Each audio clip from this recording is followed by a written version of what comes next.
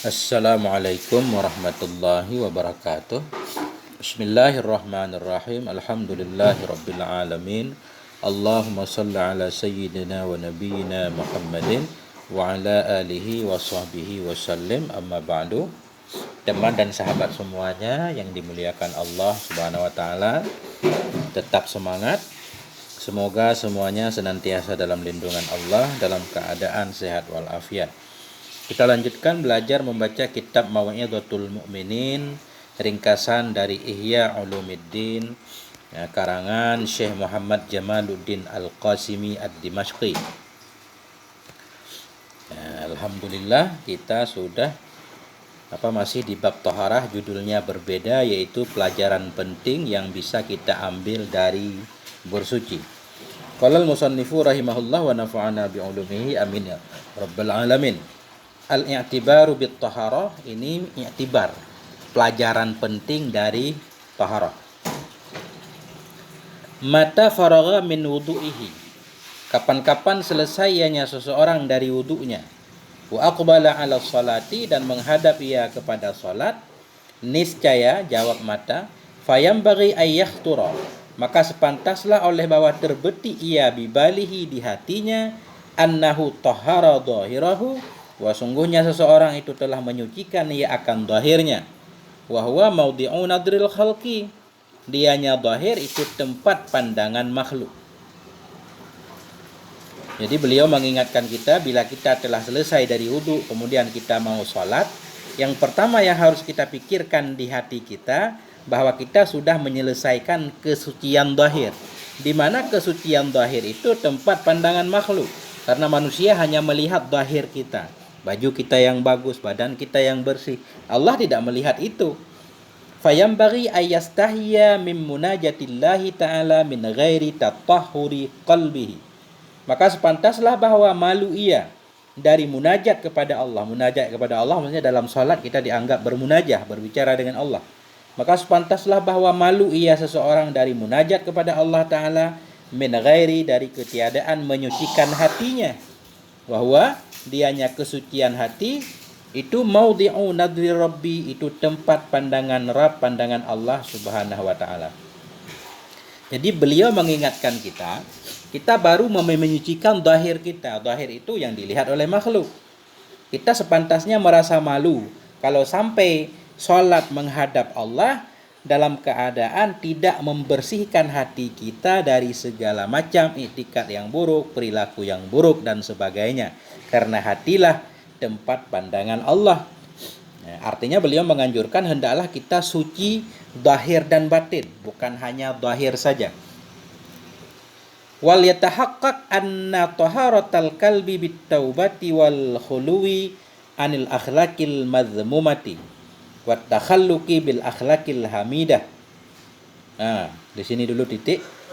Wal yatahaqqaq, dan hendak memastikan ia bahwa sungguh kesucian hati itu sabit dengan taubah, wal khuluwi, dan terbebas, anil akhlaqil mazmumah, dari akhlak-akhlak yang tercela.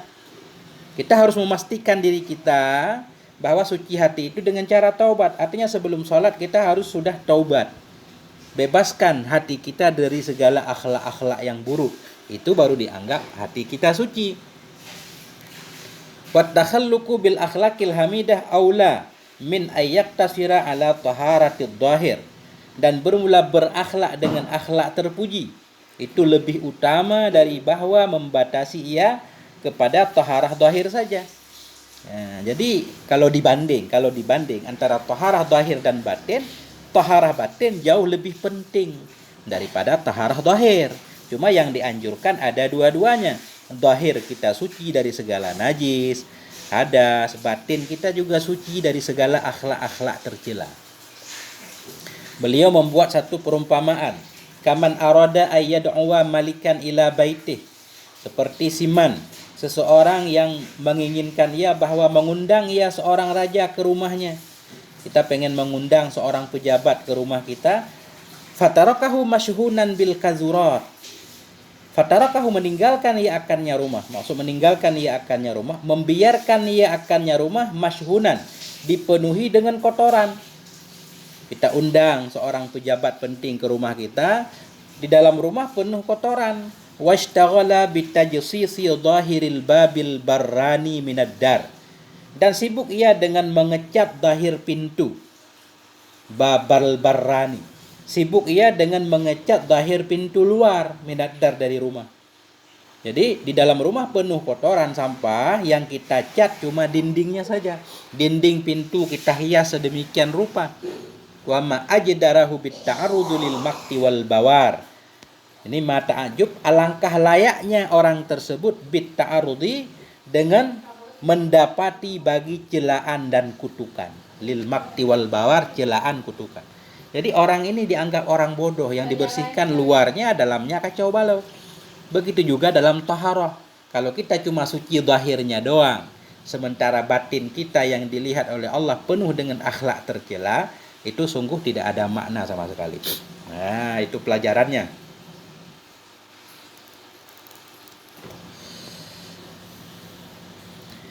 Langsung kita lanjutkan sedikit lagi. Kaifiyatul ghusli, ini cara mandi. Beliau dalam kitab ini luar biasa, secara ringkas aja. Nah, ini fardu innya ringkas banget. Sesudahnya kita harus lebih penting mengkaji diri kita. Yaghsilu yadayhi salasan.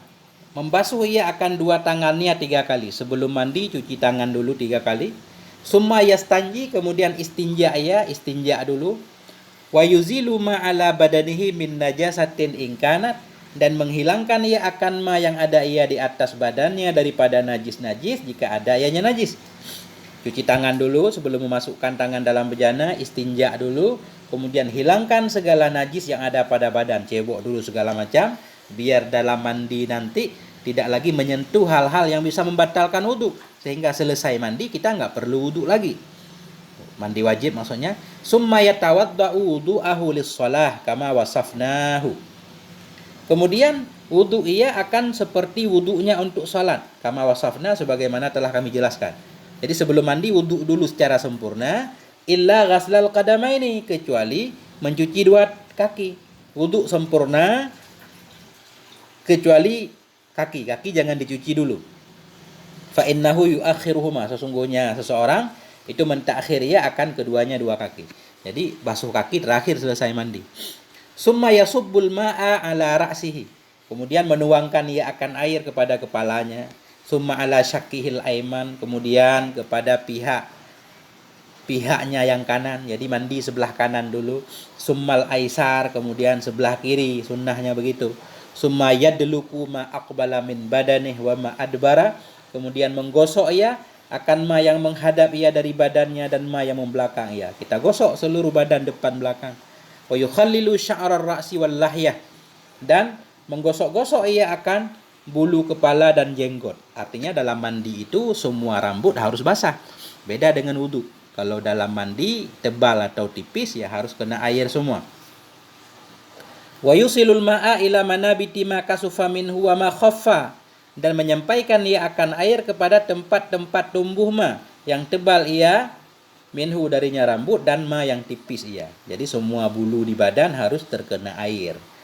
Walaysa 'alal mar'ati naqdud dhafair, dan tidak berkewajiban kepada wanita oleh membuka ikatan rambut. Dhafair ini apa namanya? Bundelan rambut panjang dibundel. Kalau mandi itu enggak harus buka ikatan rambut. Illa idza alimat annal ma'a la yasilu ila khilali syu'ur, kecuali apabila yakin ia bahwa sungguh air itu tidak sampai ya kepada celah-celah rambut. Kalau benar-benar yakin kalau enggak dibuka air enggak sampai ke dalam, itu baru harus dibuka. Nah, tapi kalau memperkirakan ngedan bahwa airnya sampai walaupun enggak dibuka, ya enggak usah dibuka. Wa yata'ahadu ma'atifal badan, dan memperhatikan ia akan apa namanya? Bagian-bagian badan. Orang gemuk biasanya itu ada lepek-lepek badan. Nah, itu diperhatikan semuanya. Wa yata'ahadu ma'atifal badan. Wal ghuslul wajibu bi arba'atin, dan bermula mandi yang wajib itu dengan sebab 4 hal. Ada 4 hal yang menyebabkan mandi jadi wajib. Bi khurujil mani, dengan sebab keluar mani, wal tiqail khitanaini, bertemu 2 khitan, wal haidhi wan nifas, dengan sebab haid dan nifas. 4 hal doang yang menyebabkan mandi jadi wajib. Wa ma adahu minal aghsali sunnatun, Dan berulama yang selainnya ini daripada segala mandi-mandi itu sunnah. Selain 4 hal ini mandinya hukumnya sunnah. Ghaslil aidaini seperti mandi 2 hari raya, wal jum'ati seperti mandi Jum'ah, wal ihram seperti mandi karena mau ihram baik dengan umrah atau haji, wal wuqufi bi Arafah seperti mandi wukuf di Arafah, walidukhuli Makkata dan seperti mandi untuk masuk kota Makkah, waliman ghasala maitan dan seperti mandi bagi orang-orang yang telah memandikan ia akan mayat. Orang sesudah memandikan mayat sunnah mandi. Ini semuanya mandi sunnah namanya. Kemudian kaifiyatut tayammum, cara bertayamum. Secara ringkas, man ta'azzara alaihi isti'malul ma'i li faqdihi min ba'di talabi. Bermula siman yang ozor, yang berhalangan kepadanya oleh menggunakan air li faqdihi karena tidak adanya air, min ba'di talab sesudah mencari. Awil mane lahu anil wusuli ilaihi, atau yang menghalangi baginya seseorang dari sampai kepadanya air, min sabu'en dari binatang buas, au habisin atau ditahan. Orang-orang yang berhalangan kepadanya menggunakan air. Kita tidak bisa menggunakan air li faqdihi karena enggak ada air. Min ba'di talab, sesudah mencari air ke sana kemari enggak dapat. Awil mani ilahu, atau al-mani ini kita ataf kepada faqdi. Orang yang berhalangan kepadanya oleh menggunakan air. Menggunakan air lil mani, karena yang menghalangi baginya seseorang dari sampai kepadanya air. Air ada, cuma di tempat air di sumur di kampung ada binatang buas. Au habisin, atau kita sedang ditahan di penjara. Au kanal ma'ul hadiru yahtaju ilaihi li'atusyih au li'atushi rafiqih. Atau adalah air yang hadir, itu butuh ia kepadanya air karena hausnya atau karena haus temannya. Air ada, cuma kalau kita gunakan untuk wudu, kita kehausan. Atau ada teman kita, kalau kita gunakan untuk wudu nggak bisa minum, haus. Au kana malikan, au kana milkan li ghairi, atau ada ianya air itu milik bagi orang lain. Air orang lain. Walam yabi'hu illa bi aksara min samanil misli, dan tidak menjual ia akannya air kecuali dengan lebih besar dari harga misil. Air ada milik orang lain, cuma dijual dengan harga mahal. Aqua botol biasanya 5.000, ini dijual 10.000 atau 7.000. Kita nggak mau beli boleh, langsung tayamum boleh, karena harganya nggak normal. Au kana bihi jarahatun au maradun, atau adalah di tubuhnya seseorang itu luka, badan kita luka, au maradun atau sakit, wa khafa min isti'malihi fasadal adwi au shiddatad dhanni, dan takut ia dari menggunakannya air akan rusak anggota, au shiddatad dhanni atau tambah sakit. Kita luka atau sakit, kalau pakai air cacat, nanti ada bekasnya, lama sembuhnya, tambah sakit. Nah, ketika itu semua, fayambaghi ayyasbira hatta yadkhula alaihi waqtul faridah, maka sepantaslah bahwa bersabar ia hingga masuk kepadanya oleh waktu fardu. Orang-orang yang tidak bisa menggunakan air, dia bersabar dulu. Ketika waktu salat sudah tiba, baru nanti tayamum. Karena tayamum taharah darurat, nggak boleh tayamum di luar waktu. Makanya beliau menyatakan fayambaghi ayyasbira, maka sepantaslah bahwa bersabar ia hatta yadkhula alaihi, hingga masuk kepadanya oleh waktu fardu. Begitu waktu salat fardu masuk, baru summa yaqsudu sa'idan thayyiban, kemudian menuju ia akan tanah yang baik, alaihi turabun tahirun, yang sampai di atasnya tanah itu ada debu yang suci. Menuju ke permukaan bumi yang baik, yang ada tanahnya, tanah suci yang ada debunya. Summa yaqsudu, kemudian menuju ia sa'idan thayyiba, akan bagian bumi yang baik, alaihi turabun tahirun, yang di atasnya bumi itu ada tanah suci. Apa maksud ada tanah suci?